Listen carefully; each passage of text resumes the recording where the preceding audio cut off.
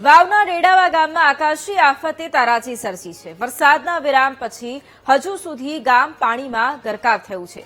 રેડાવા ગામમાં ધોધમાર વરસાદ પડતા તબાહીના દ્રશ્યો સામે આવ્યા। વરસાદ તો રોકાઈ ગયો, પરંતુ લોકો પાણીમાં જ દિવસ રાત વિતાવવા મજબૂર બન્યા છે, કારણ કે ગામના ચારેય બાજુ માત્ર પાણી જ પાણી છે।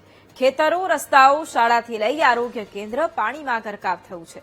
ગામના લોકોએ પોતાની વેદના ઠાલવતા કહ્યું કે 4 દિવસથી પાણી વચ્ચે જીવન ગુજારી રહ્યા છે। ન તો તંત્ર લોકોની મદદે પહોંચ્યું છે, ન તો કોઈ નેતા ગામના લોકોની સ્થિતિ જાણવા પહોંચ્યા છે। વરસાદી પાણીમાં ગામની સ્થિતિ ખૂબ જ દયનીય બની છે। હવે ડેરી કે ત્યાં હેડું ને ખૂબ મસૂલી પડે છે। મોણ દવા આ ઘંટી છે, આ તો વાતાવરણ મારે જો ઘંટી વાળો પણ ઓલું દવાખાનું ઓલું ઓપે બધું હોય છે, અને પોણી વસો વસતો અત્યારે કેવી તકલીફ પડે છે? તકલીફમાં કોઈ ઘાટો નથી। હવે આ રોટલા છોકરાને લઈ લેવા દઉં છેતરે, છોકરો બેઠો ઘરે દર વર્ષે જ્યાં આ પાણી દર વર્ષે ભરાય છે? દર વર્ષે જ લેતા 2015 નું વાત પાણી ભરાય છે। 2015 ના વાત ના આવી કહી જાય છે કે અમે તમારે ખાડીઓ કાઢી આવીએ, ભાટું ડેડાવાન કોઠે થઈને કે અમે રણમાં મેળવો, પણ કોઈ હજી આ સુધી કોઈ એનો નિકાલ આવ્યો નથી। આ વર્ષે જ નહીં, પરંતુ દર વર્ષે ચોમાસું જાણે આફત બનીને ગામમાં આવે છે અને બધું જ વેરવિખેર કરી નાખે છે। વરસાદી પાણી ભરાતા ઘરથી પણ બહાર નીકળવું મુશ્કેલ બની જાય છે। 1-2 વાર નહીં, ઘણી વાર ગામના લોકોએ તંત્રને રજૂઆતો કરી, પરંતુ તંત્રે જાણે આંખ આડા કાન કરી લીધા હોય તેમ હજુ સુધી કોઈ કામગીરી નથી થઈ। તેવામાં હવે લોકો રામ ભરોસે જીવન વિતાવી રહ્યા છે અને તંત્ર સામે યોગ્ય કામગીરીની માંગ કરી રહ્યા છે। સરકારી કામકાજ નેતાઓ આવે, મામલતદારશ્રી આવે, પણ આનું કોઈ નિરાકરણ આવતું નથી। કેનાલો બીજી બનશે એવું બધું આશ્વાસન આપે છે, પણ હજુ સુધી કોઈ કામ થતું નથી। સરકાર તરફથી હજુ કોઈ પગલાં લેવામાં આવ્યા નથી છેલ્લા 12 વર્ષથી। તમારી શું માંગ છે? અમારી માંગ એક છે કે આ પાણીનો ગમે તે કેનાલ માટે પૈસા ફાળવેલા છે તો ઝડપી કામ કરે અને કેનાલ ચાલુ કરે તો આવતા વર્ષોની અંદર પાછી જમીનો સુધરે। દર 14 દિવસે અમે માતાએ હેડીને આવું છું। દર સાલ કેડી પોણી આ બધું ડેડાવા અંદર આખા ગામમાં પોણીનો કોઈ નહેર નથી, એટલે આ માટે આ રોડની વ્યવસ્થા સરકારશ્રીને કરી દેવાની વિનંતી કરું છું। અને ગામે હેરાન થાય છે, અત્યારની વસ્તી ક્ષેત્રમાં છે, અત્યારે આ પલોટામાં રહે છે, બધી હાલની તારીખમાં પોણીમાં જ છે એમ, એટલે સરકારશ્રીને વિનંતી કરીને આ રોડની ગમે એવી વ્યવસ્થા કરે એવી સરકારશ્રીને વિનંતી કરું છું।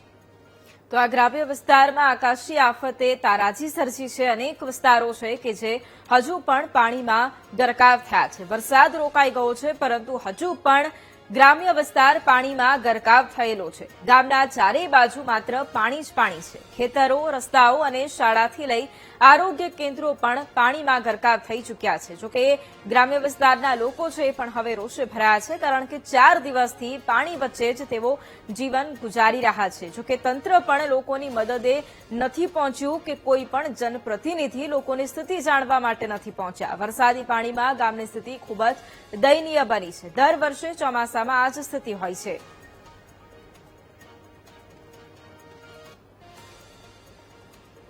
વાવ થરાદમાં વરસાદના વિરામ પછી પણ તારાજી સર્જાઈ છે। લેડાઉ ગામે નિર્માણાધીન શાળાની આજુબાજુ જળભરાવ। શાળાના નિર્માણ પહેલા જ આસપાસ પાણી ભરાઈ ગયા છે। સામાન્ય વરસાદમાં જ શાળાની આસપાસ પાણી ભરાતા લોકોમાં ચિંતા વ્યાપી ગઈ છે। ગત વર્ષે પણ વરસાદ પડતા પાણીમાં આ શાળા ગરકાવ થઈ ગઈ હતી।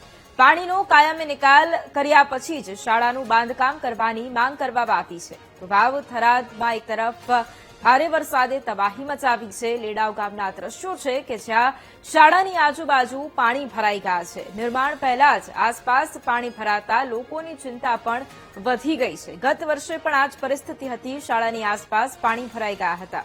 જોકે પાણીનો કાયમી ઉકાલ લાવવા માટે સતત માંગ પણ સ્થાનિકો કરી રહ્યા છે। એક તરફ વાવ થરાદ જિલ્લામાં ભારે વરસાદ વરસ્યો હતો। વરસાદે વિરામ લીધો છે, પરંતુ હજી સુધી પાણી નથી ઓસર્યા। અત્યારે આજની તારીખે શાળાની આજુબાજુ પાણી ભરાઈ ગયેલ છે। સરકારશ્રીએ ગત વર્ષ પણ આ શાળાની હાલત જોયેલી છે અને આખી શાળા પાણીમાં ગરકાવ થયેલી હતી। આજે ઓછા વરસાદે પણ શાળાની અંદર પાણી ભરાઈ ગયેલું તો શાળાનું નવીન મકાનનું બાંધકામ જે થાય છે તે સરકારશ્રી ત્યાંના પાણીનો નિકાલ કરી અને ત્યાર પછી જ બાંધકામ કરે એવી અમારી ગામ લોકો વતી માગણી છે.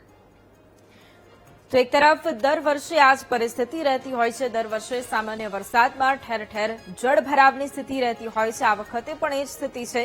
લોકો પણ રજૂઆત કરીને થાક્યા છે. આ વખતના દ્રશ્યો કે જ્યાં નિર્માણાધીન શાળાની આજુબાજુ જળભરાવ.